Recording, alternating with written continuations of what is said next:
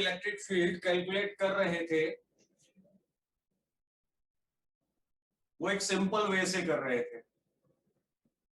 कि single charge है,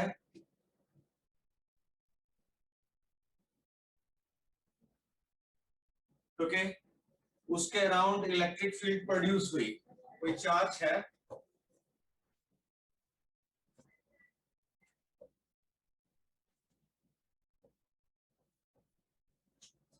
कोई चार्ज है, उसके अराउंड इलेक्ट्रिक फील्ड प्रोड्यूस हुई, आप इलेक्ट्रिक फील्ड कैलकुलेट कर लेते थे। आप कुछ डिफरेंट वे से करेंगे,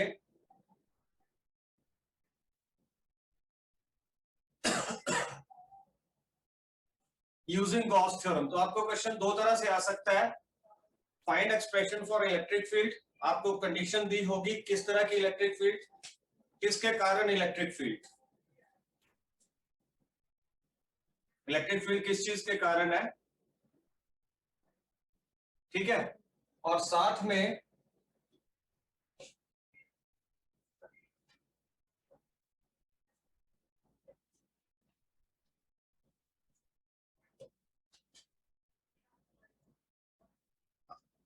बोला जाएगा कि आप गॉस थ्योरम को यूज करिए और इलेक्ट्रिक फील्ड जो है उसको फाइंड आउट करिए। इसको बोलते हैं एप्लीकेशंस ऑफ गॉस थ्योरम। आज हम करेंगे applications of Gauss theorem. So start करते हैं।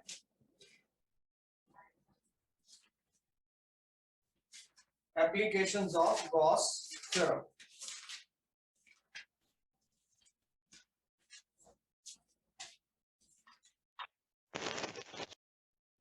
ठीक है, उससे पहले एक छोटी सी चीज, नोट लिखिए, write down note.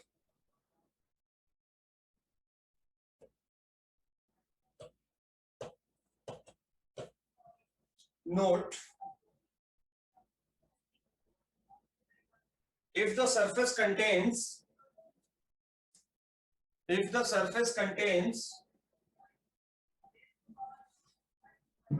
more than two charges,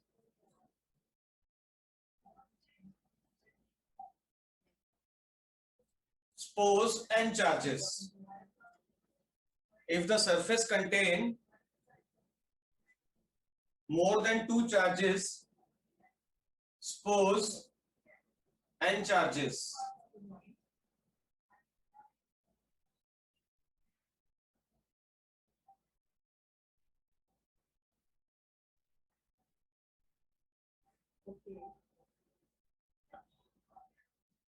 और चार्जेस हैं Q1, Q2, Q3,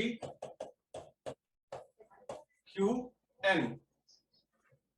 चार्जेस हैं Q1, Q2, Q3 so on up to Qn। हमारे पास n चार्जेस हैं। तो total flux due to all these charges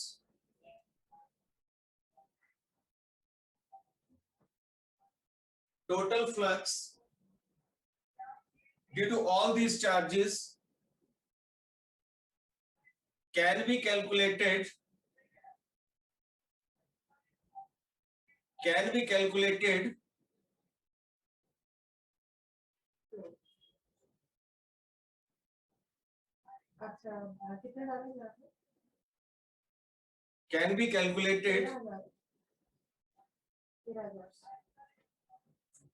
okay।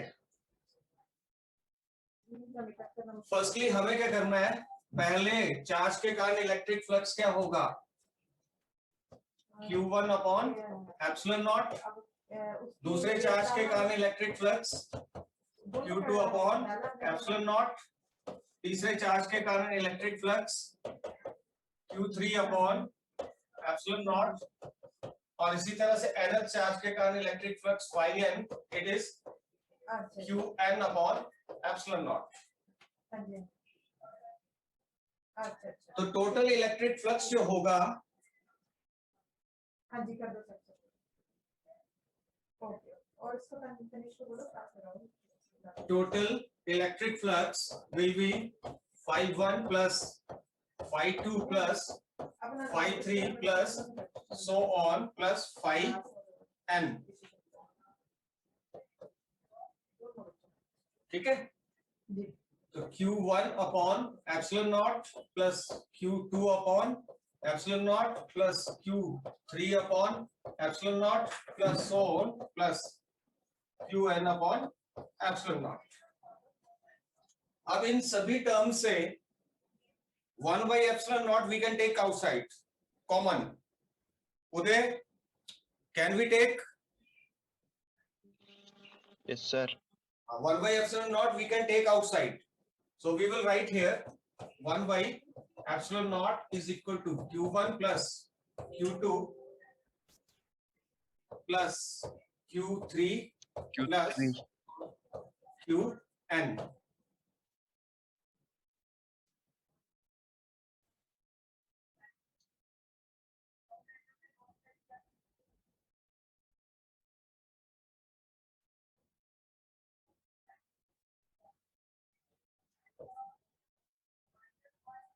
Okay.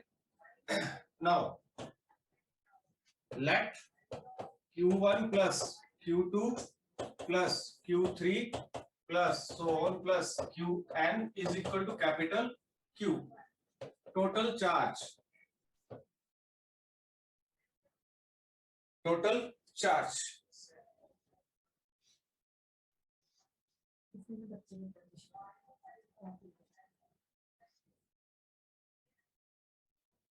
Total charge. Okay, तो हमारे पास total flux जो है it is 1 by epsilon naught times total charge.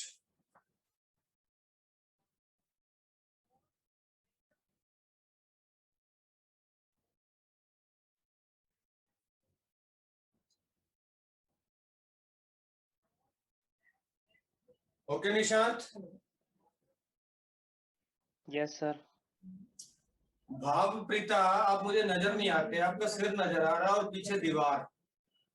Seat properly बेटे. Anamika Thakur seat properly.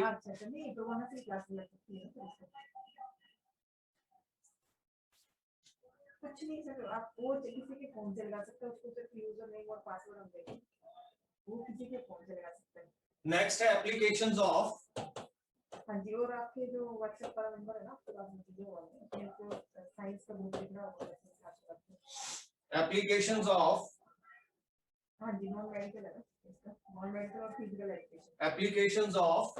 हाँ, तो इसका जो ईमेल आईडी और पासवर्ड दिया ना, वो साइंस वाले ग्रुप में है, तो विशाल का रजिस्टर नंबर आपने लिखना है, उसका नेम लिखना और उसके सामने इसका very important applications of Gauss theorem.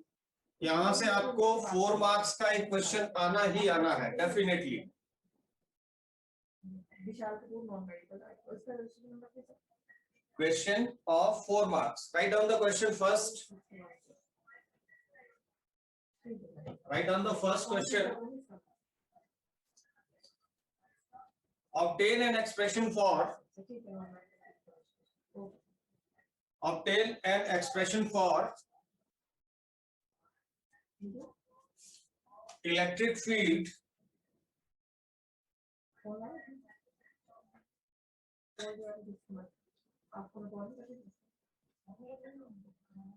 Obtain an expression for electric field intensity at a point due to line charge. Due to line charge or linear charge distribution.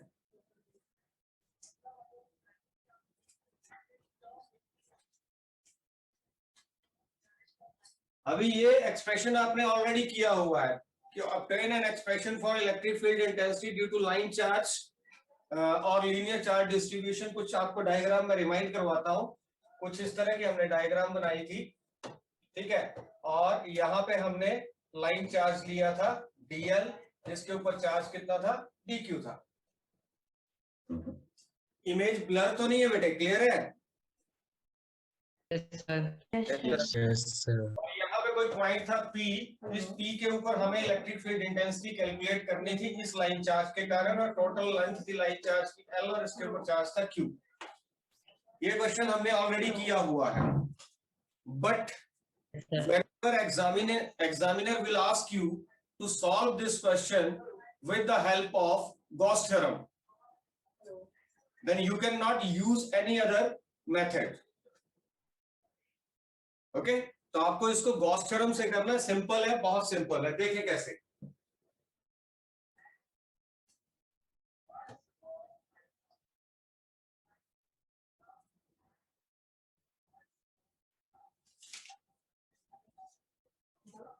यहां पे हम ले रहे हैं स्ट्रेट लाइन,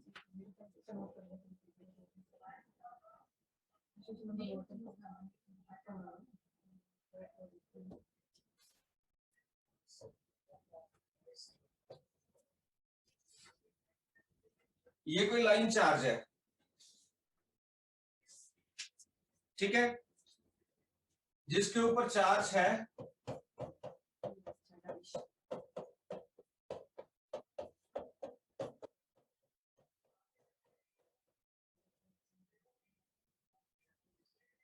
इस लाइन चार्ज के कारण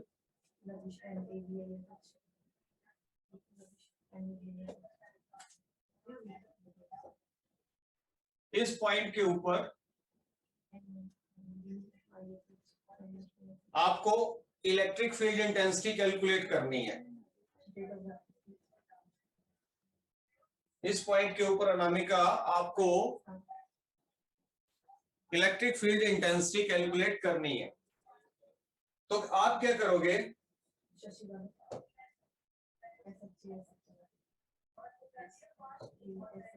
you will choose a Gaussian surface. हमने बात की थी जो स्फेरिकल सरफेस हम गॉस थ्योरम में चूज करते हैं, that is known as Gaussian surface. ठीक है रुचिका, तो गॉसियन सरफेस हम कैसा लेंगे, सिलेंड्रिकल होगा इन सच ए वे दैट ये जो पॉइंट है जहां पे हमें इलेक्ट्रिक फील्ड इंटेंसिटी कैलकुलेट करनी है, ये पॉइंट उस गॉसियन सरफेस के ऊपर हो, ये पॉइंट उस गॉसियन सरफेस के ऊपर प्रेजेंट हो। ओके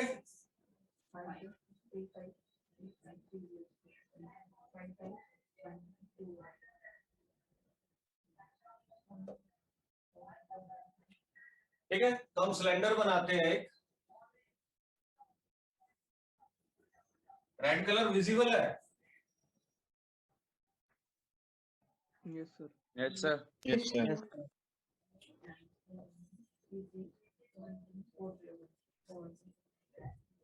ये एक सिलेंडर आ गया हमारे पास,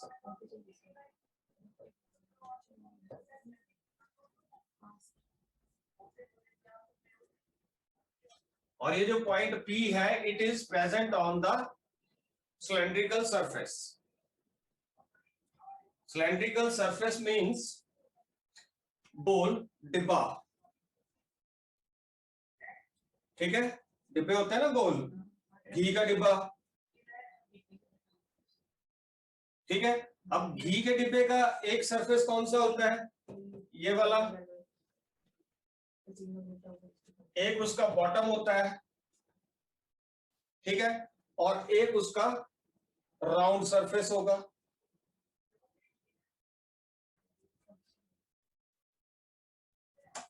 लाइक दिस, बॉटम, टॉप और ये वाला सरफेस। तो पॉइंट P हमने कहीं यहां पे लिया, पॉइंट P हमने कहीं यहां पे लिया, और इस पॉइंट के ऊपर, और लाइन चार्ज जो है इसकी एक्सिस से पास कर रहा है, लाइन चार्ज इसकी एक्सिस से पास कर रहा है।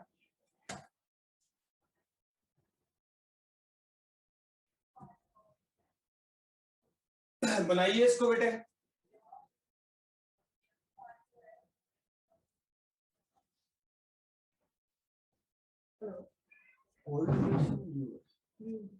हेलो नविश, हेलो, मम्मा से बात कराओ। इसकी है सारी चीजें तेरा से अभी कहाँ देखते हैं? अच्छा लविश हेलो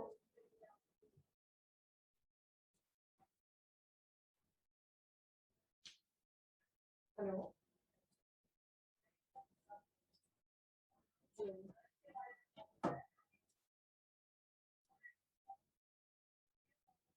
ड्रॉ करिए इतना।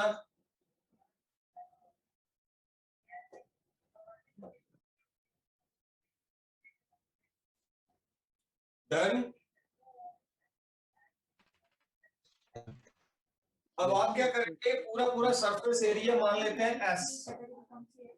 जनरल हाँ जी मैडम नविश की कैटेगरी कौन सी है यहाँ पे कौन सी कैटेगरी है जनरल ओबीसी हाँ जी मैडम कैटेगरी बताओ ठीक है, ये एरिया मान लेते हैं ए, तो सिलेंडर है तो ये एरिया भी ए होगा।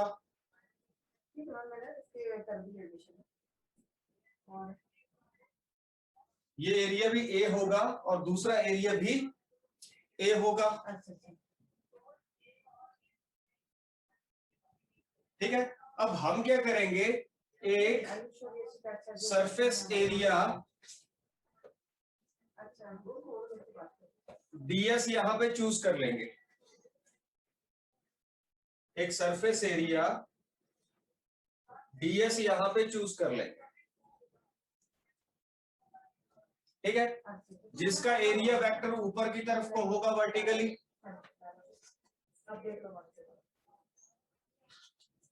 पॉजिटिव चार्ज की लाइन चार्ज के ऊपर पॉजिटिव चार्ज है तो इसकी इलेक्ट्रिक फील्ड भी आउटवर्ड होगी। पॉजिटिव चार्ज जो इलेक्ट्रिक फील्ड प्रोड्यूस करता है वो आउटवर्ड होती है। एरिया वेक्टर जो है, एरिया वेक्टर जो है उसको रिप्रेजेंट करते हैं हम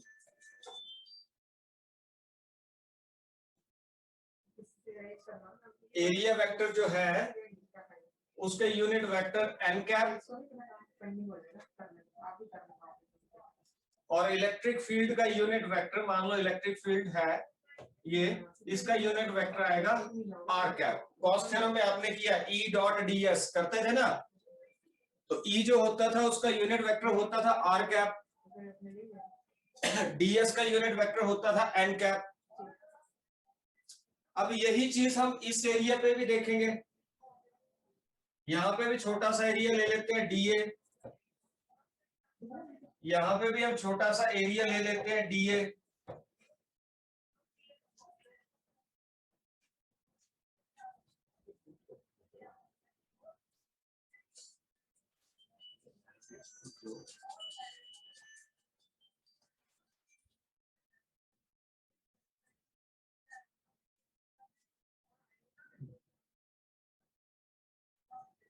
हेलो हेलो ठीक है, तो इलेक्ट्रिक फील्ड तो यहाँ पे जो होगी वो ऊपर को होगी। एक में समझ में आ गया, बाकियों में आ जाएगा। इलेक्ट्रिक फील्ड पॉजिटिव चार्ज के कारण ये तो ऊपर की तरफ को होगी। ठीक है, और ये जो एरिया है वो ऐसे है तो इसका एरिया वेक्टर आउटवर्ड। ठीक है, तो एरिया का जो एरिया वेक्टर है ये होगा आउटवर्ड।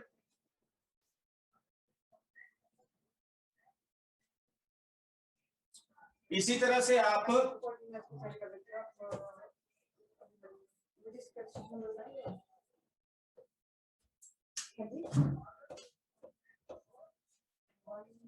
यहाँ इलेक्ट्रिक फील्ड यहाँ भी ऊपर को, इसका unit vector N cap, area sorry R cap, area vector इधर को, इसका यूनिट वेक्टर एन कैप इधर ही।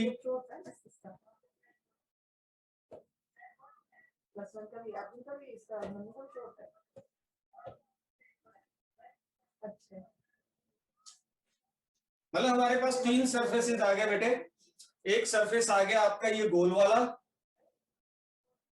ठीक है, यहां पे आपने एरिया मान लिया डीएस।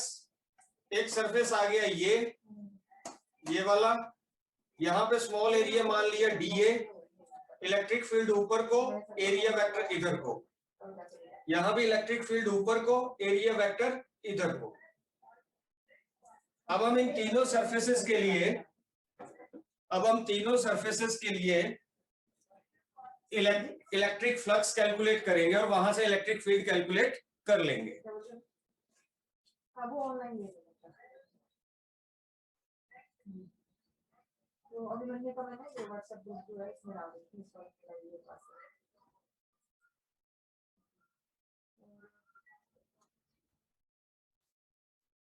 हाँ जी जी वो चेक करो। बना लो, इसको कंप्लीट करिए। नहीं अभी तो नहीं हुआ चेक। जी जी जी जी आपकी अपन की तो थोड़ा ड्रॉ हो जाएगा तो मेरे को बताइएगा बेटे, चलो मैंने थम्स अप कर दीजिए।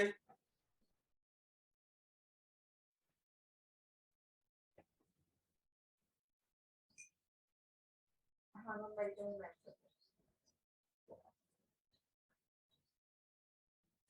अभी मुझे बता दो ना screen conference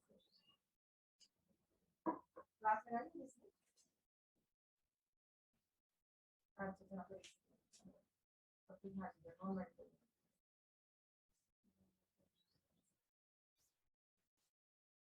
non medical physical.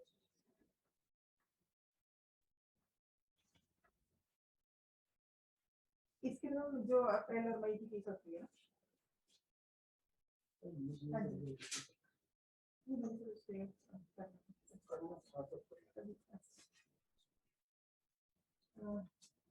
Ajay बोलिए।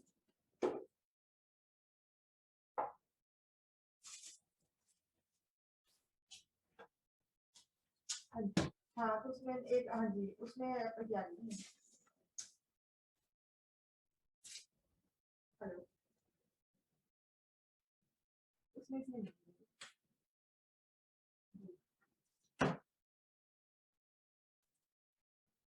जी हाँ जी वो आपकी बुक्स और नोटबुक से कवर वगैरह के रखते होंगे ना।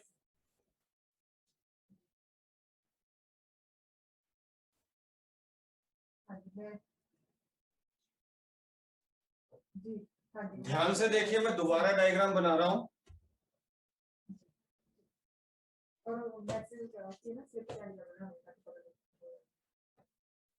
ये कोई लाइन चार्ज डिस्ट्रीब्यूशन है,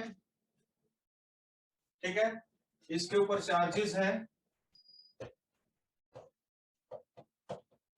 पॉजिटिव चार्ज। देखो डायग्राम आएगी तो आप एकदम से बना लोगे, डायग्राम क्लियर होनी चाहिए सभी को। ये लाइन चार्ज डिस्ट्रीब्यूशन है, टोटल चार्ज मान लेते हैं ये है कितना Q। मैं यहां लिख देता हूं टोटल चार्ज है Q। अब आपको बोलता है कि इस लाइन चार्ज के कारण यहां कहीं यहां पे कहीं भी आप इलेक्ट्रिक फील्ड कैलकुलेट करिए। तो हम पेपर के ऊपर बनाते हैं तो हम वैसा नहीं कर सकते कि 3D में तो हम कर नहीं सकते, तो 2D में करेंगे हम। तो 2D में जो है मान लेता हूं कि this is the point P where we have to calculate electric field. तो मैं क्या करूंगा, सारी आवाजें इसमें रिकॉर्ड होती हैं।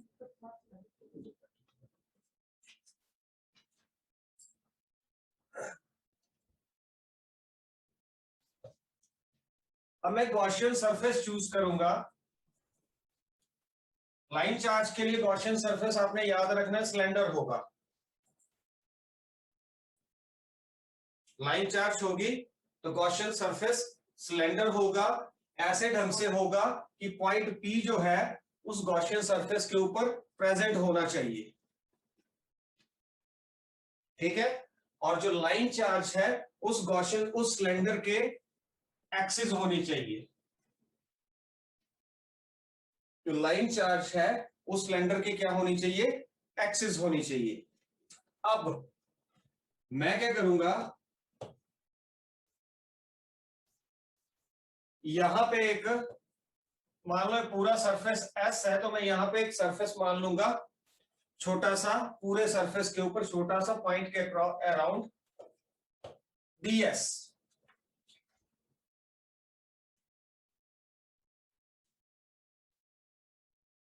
यहां से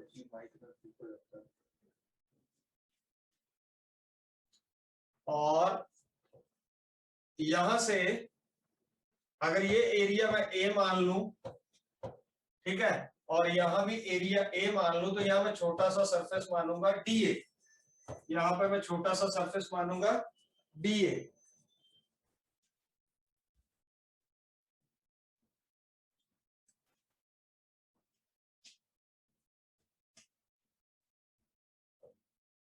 ठीक है, अब ये जो मेरा डीए सरफेस है ये वाला, और ये वाला डीए सरफेस है, ठीक है बेटे, इसका एरिया वेक्टर इधर को होगा आउटवर्ड, और इसका एरिया वेक्टर इधर को होगा आउटवर्ड। ठीक है, और ये जो line charge electric field produce कर रहा है, ये यहां भी ऊपर को होगी, ये यहां भी ऊपर को होगी, ये यहां भी ऊपर को होगी, तीनों जगह पे। प्रतीक्षा ओके? Yes, sir. हाँ, वैभव फाइन?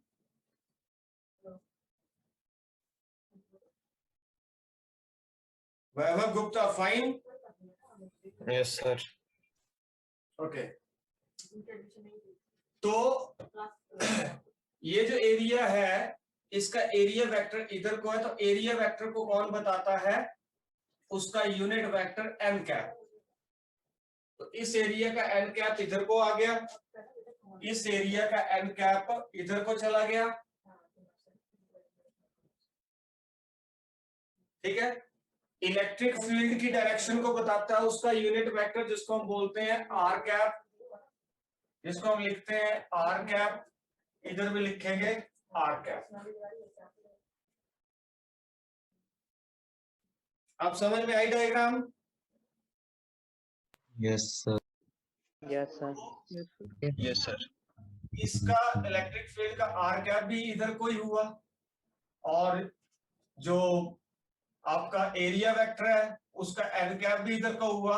दोनों एक ही डायरेक्शन में, दोनों के बीच में एंगल होगा 0, जबकि इस केस में एंगल होगा 90 डिग्री, इस केस में भी एंगल होगा 90 डिग्री। तो हम इस एरिया के कारण भी इलेक्ट्रिक फ्लक्स निकालेंगे, इस एरिया के कारण भी, इस एरिया के कारण, और फॉर्मूला हमें पता है, it's very simple. Write down fast. Consider a line charge carrying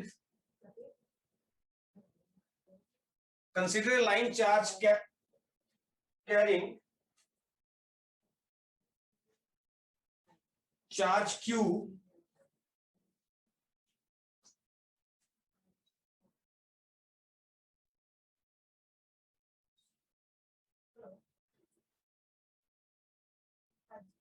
हाँ जी, बिल्कुल सही। अभी से क्लास है, उसके बाद मैं बस ये बच्चों को बोलो क्लास में आओ।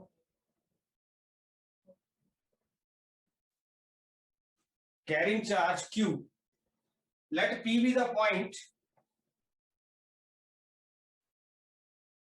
at a perpendicular distance small r. Let P be the point at a perpendicular distance small r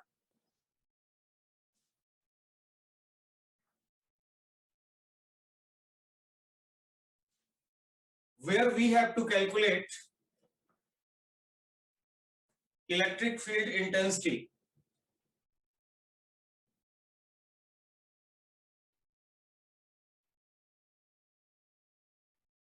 A Gaussian surface, next slide में, a Gaussian surface of length L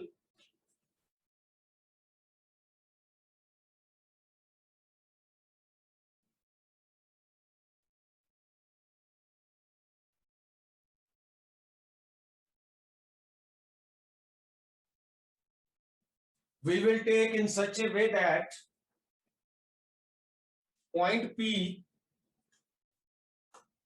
lies on the Gaussian surface.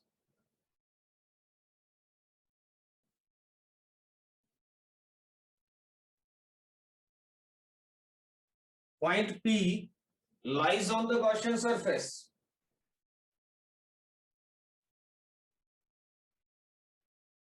Let A, capital A, be the area of cross section, ये वाला,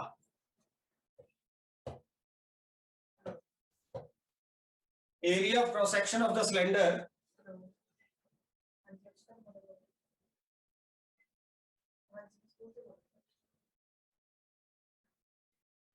then total electric flux linked with Gaussian surface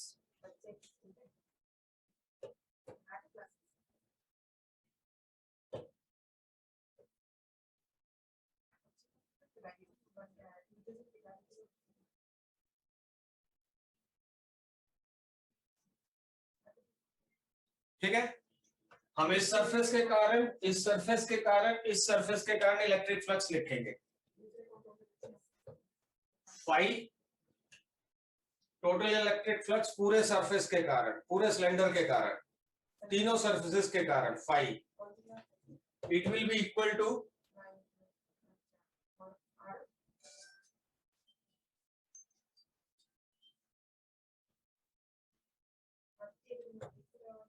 integral, क्या होता है flux, E dot DS, इस area के लिए, जो area DS है उसके लिए ई डॉट डीएस, जो एरिया डी ए है उनके लिए आएगा E dot DA plus E dot DA plus E dot DA.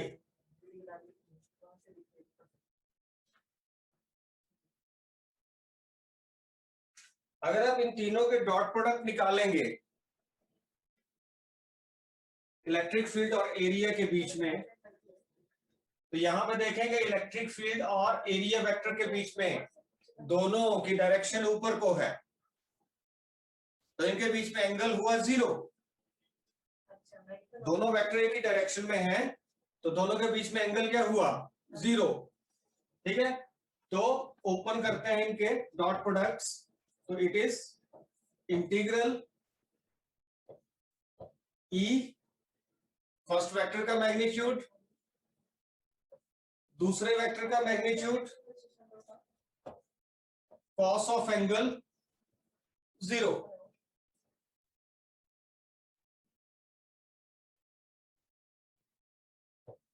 Plus अगर आप देखें यहां पे इस एरिया डीए के लिए, see on the screen, electric field की डायरेक्शन ये है, एरिया की डायरेक्शन ये है, दोनों के बीच में एंगल 90 डिग्री। ठीक है, तो क्या आएगा, ई डीए कॉस 90 डिग्री। इसी तरह से अब नेक्स्ट एरिया के लिए देखेंगे, अंशुल इलेक्ट्रिक फील्ड ऊपर को, एरिया वेक्टर इधर को, दोनों के बीच में एंगल 90 डिग्री। तो ये भी क्या आएगा, ई डीए 90 डिग्री।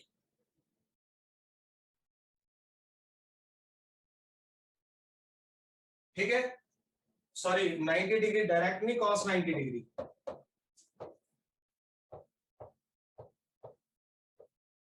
ठीक है, अब कॉस 90 कितना होता है, 0, ये भी क्या हो गया 0, और कॉस 0 कितना होता है 1।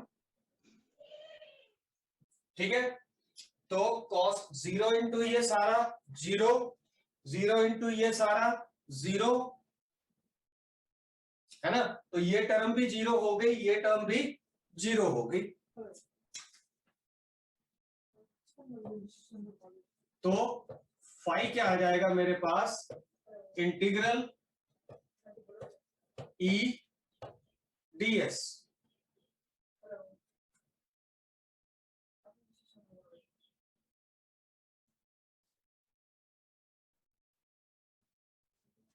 ये आ गया फर्स्ट इक्वेशन। पर गॉस लॉ क्या बोलता है?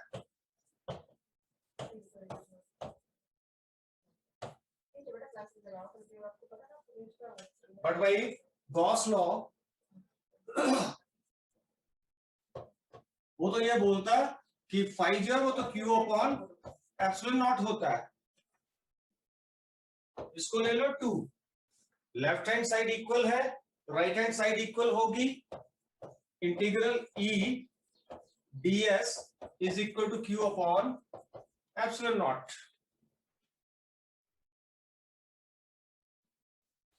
इलेक्ट्रिक फील्ड यूनिफॉर्म है, लाइन चार्ज डिस्ट्रीब्यूशन के कारण है, इलेक्ट्रिक फील्ड यूनिफॉर्म है, ठीक है। We can take this outside from the integral sign, तो you can take this out from integral sign.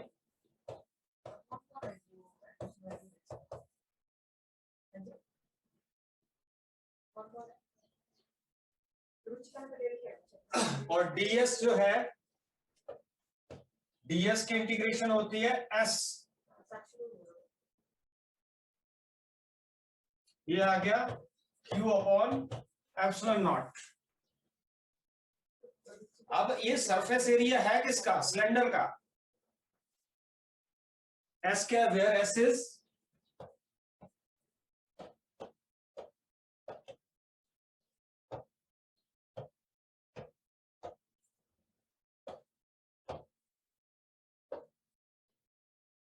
Surface area of cylinder.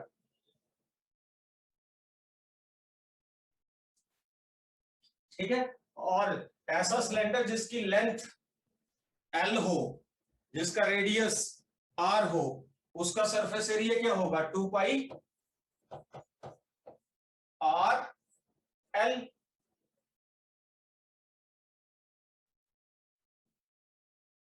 तो S की जगह हम क्या लिख देंगे? 2 पाई R L। तो E is equal to E into 2 pi R L is equal to Q upon epsilon naught. तो E क्या आ जाएगा मेरे पास? इन सारी चीज को आप दूसरी साइड ले जाओ, इधर मल्टीप्लाई हो रहा है, उधर क्या होगा? डिवाइड होगा। तो ये क्या आ जाएगा? 1 by 2 pi epsilon not and Q upon R L।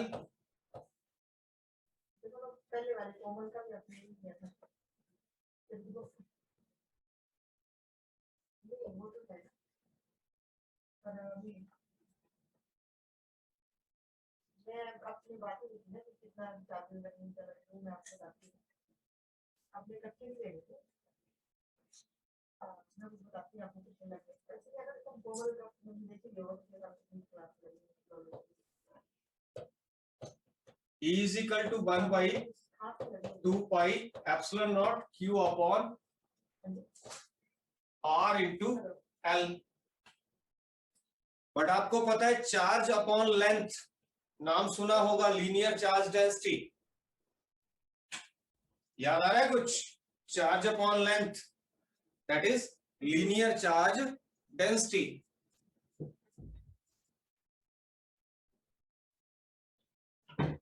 ठीक है। But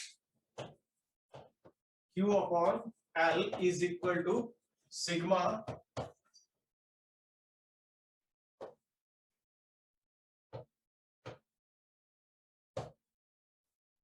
linear charge density. Therefore, E is equal to 1 by 2 pi epsilon naught sigma upon R.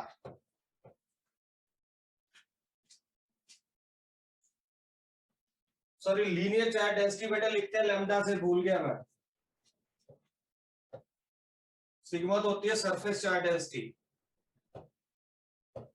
Lambda. This is the expression for electric field intensity. Right now, this is the expression for Nitika, Nikita लिखो लिखो लिखो, शाबाश। This is the expression for electric field intensity at a point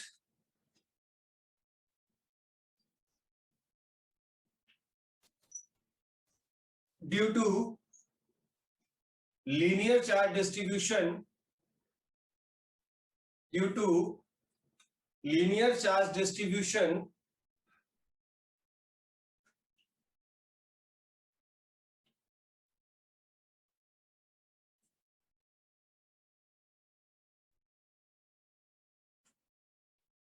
using Gauss theorem, using Gauss theorem.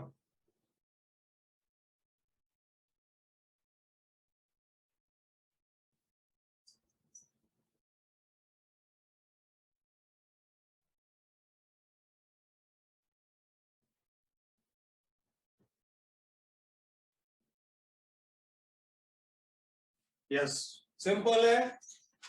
तीन surfaces हैं, तीन के कारण आप इलेक्ट्रिक फ्लक्स कैलकुलेट करोगे। पहला आ गया closed integral E dot DS, दूसरा आ गया closed integral E dot DA, तीसरा आ गया closed integral E dot DA.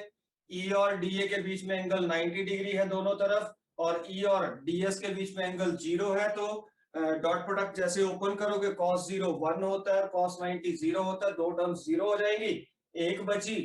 ठीक है, ठीक है। उसके बाद आ गया कि भाई using Gauss theorem, Gauss theorem बोलती है कि जो फ्लक्स होता है वो तो Q अपॉन एप्सिलॉन नॉट होता है। आपने कितना निकाला था? ठीक है, E डॉट ds निकाला था, तो integral E dot ds is equal to Q upon epsilon naught आ गया। ये हुआ ना? ठीक है, वहां से इलेक्ट्रिक फील्ड यूनिफॉर्म है, you can take the electric field outside, you can take the electric field outside.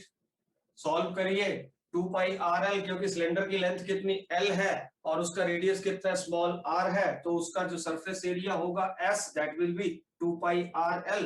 उनको थोड़ा सा इक्वेट करो mathematically, you will get the answer. अच्छा, दूसरी बात, कोई भी आपको होमवर्क दिया जाएगा, ठीक है, आपने मेरे तक कैसे सेंड करना है उसको ध्यान से सुन लो।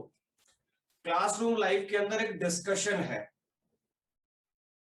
वहां पे आप ईच एंड एवरी टीचर के साथ डिस्कशन कर सकते हैं, मैसेज सेंड कर सकते हैं, साथ में कोई अटैचमेंट भी सेंड कर सकते हैं।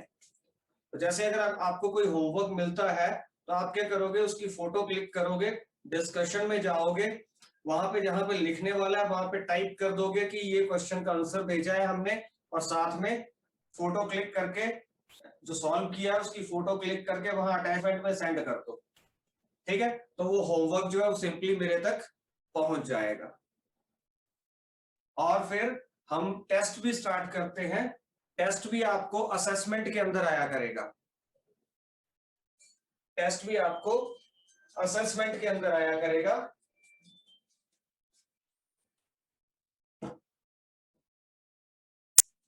ठीक है, जब टेस्ट आपको असेसमेंट के अंदर आएगा उसमें मैं आपको सब्जेक्टिव, हमारे तो कोई ऑब्जेक्टिव क्वेश्चंस होंगे नहीं, या 2-3 ऑब्जेक्टिव क्वेश्चंस दे दिया करेंगे, बाकी सब्जेक्टिव होंगे। ठीक है, उसमें आपको हम जैसे हाफ मंथली एग्जाम देते थे वैसे ही हम हाफ मंथली एग्जाम एक जनरेट करेंगे यहाँ पे। फाइन, फिर वो हाफ मंथली एग्जाम जो होगा वो आपके असेसमेंट में हम आपको दे दिया करेंगे, और उसको ईमानदारी से करोगे, खुद करना है, मुझे ये नहीं है क्योंकि एग्जाम फाइनल आपने देने हैं, मैंने तो देने नहीं है। तो वहां पे भी ड्यूरेशन 2 आवर्स की होती थी, यहाँ पे ड्यूरेशन 2 आवर्स की रखेंगे। ठीक है, आपने ऑनेस्टली 2 आवर्स के अंदर उस टेस्ट को सॉल्व करना है। असेसमेंट के अंदर टेस्ट स्टार्ट जब होगा उसका टाइम आपको आ जाएगा, टेस्ट एंड जब होगा अपने आप ही बंद हो जाएगा ऑटोमेटिकली। तो उस 2 घंटे के अंदर आपने सारा सॉल्व करके उसकी फोटो क्लिक करके आपने अपलोड करनी है, हो जाएंगी। हम एक छोटा सा टेस्ट ट्राई करेंगे, बाद में हाफ मंथली को प्लान करते हैं। ठीक है बेटे, क्योंकि करना पड़ेगा, इस सेशन में भी स्कूल नहीं खुलने वाले हैं। तो रिबू +2 लॉकडाउन में हो गई, तो बेटे इसमें खुशी की बात कम है, दुख की बात ज्यादा है, नुकसान ज्यादा हो रहा है, फायदा कम हो रहा है। फिर भी इतना बढ़िया हम सारा सिस्टम ही आपको बना के दे रहे हैं, चला के दे रहे हैं। केमिस्ट्री की क्लास लग रही है रिपू? No sir. बेटे मैम बीमार है शायद ना? यस